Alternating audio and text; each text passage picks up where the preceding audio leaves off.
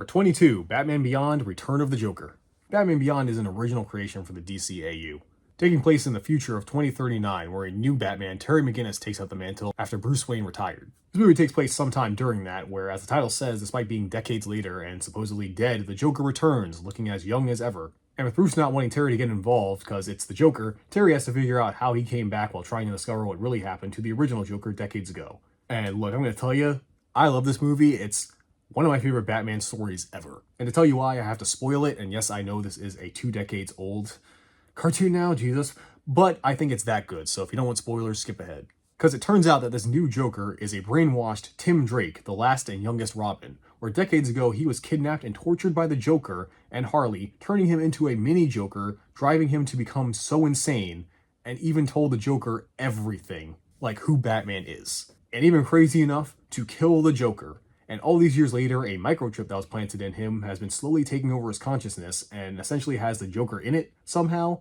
And I think that is such a cool idea. Not the microchip, that's typical comic book BS, but the idea of a major character in the Batman mythos, one of the youngest and most innocent ones, being tortured and driven to the point he'd commit murder is so fucked up. I love it. It's one of those stories you never see in comics because the publisher would think it's too far and doesn't want to piss off fans or something, so they put it in like a what-if book or something that doesn't count as being continuity. But the fact that it's in this universe as canon is awesome. I love stories that take characters you think would never be affected because, plot armor, they're too much of an important character, and they actually do something with them that upsets the status quo and you get some story that completely changes what you think of them or how you view them. It's so good.